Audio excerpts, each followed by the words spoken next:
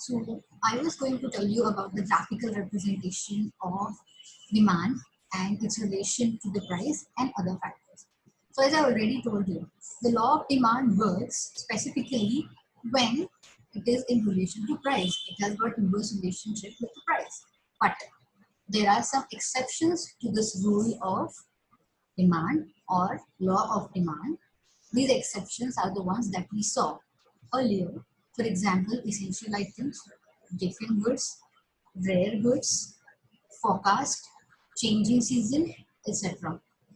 So what happens when there is a regular situation or when we are studying the regular law of demand, it is represented according to the graph or according to the curve that we see in the first column.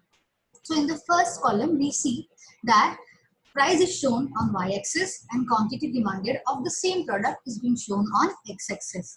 So as the price is going up, the quantity demanded of that thing is going down. When we plot different prices on y-axis and the relevant quantity demanded on those various prices are plotted on x-axis, and we join all those dots, we join those coordinates, we get a downward sloping demand curve sloping from left to right, a downward sloping demand curve from left to right. So this is found only in the case of regular scenarios when there is inverse relationship represented between price of a certain commodity and its quantity demanded.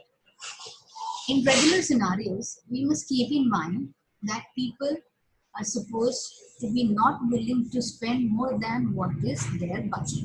Okay? But when there is the case of exceptions of law of demand, people are willing to pay any price. People are willing to go beyond their budget when they are buying something irrespective of its price. This scenario we can see in the second column. As you can see here, price of a commodity is again on y-axis and the quantity demanded of the same commodity is plotted on x-axis. So in exceptional situation, when price of a certain thing is going to go up, quantity demanded instead of coming down is also going to go up. It is breaking the law of demand. Price is going up, along with it quantity demanded of that thing is also going up. That's why we can see that this curve in exceptional situation in column second, that is when price is not a factor that is being considered, they are all the factors other than price which are in picture influencing the demand of a product are in motion. We will see that more price will lead to more quantity demanded, and that's why when we plot the coordinates of different prices and the quantity demanded of the product at those different prices, and after joining those coordinates we will come to know or we will see a demand curve that will be upward sloping from left to right. The regular demand curve slopes downwards from left to right, and the exceptional demand curve will slope upward from left to right. So in exceptional scenarios, consumers' behavior is very heavily influenced by factors other than price. Okay. Now, as I already told you, supply also plays a little bit of role when we have a question of rising demand in case of rising prices. Supply of a certain thing is in short, or people are under the influence of a rumor or a belief that shortage of that commodity is going to be there soon. That's why they stock up that certain commodity and are willing to pay any price for gathering or buying that commodity. The sellers take advantage of this thing. They have limited supply of that commodity and hence they are trying to make the most of the situation. And that's why they are charging more and more, or at least as much as possible for them to charge for that commodity.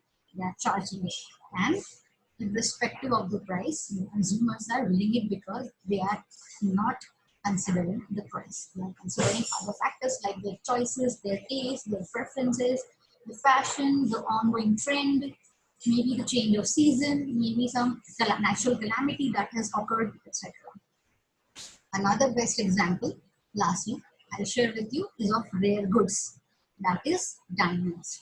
Diamonds are usually, are sold at a very high price. If the price of diamonds reduce, it will not be a luxury commodity anymore. It will not be a status symbol for the people.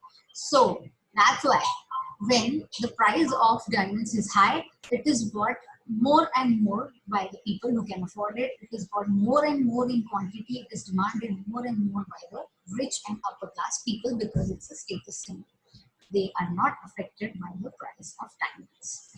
So this is the reason why in some scenarios the regular law of demand is broken, and even at a high price, quantity demanded is also going up. Thank you.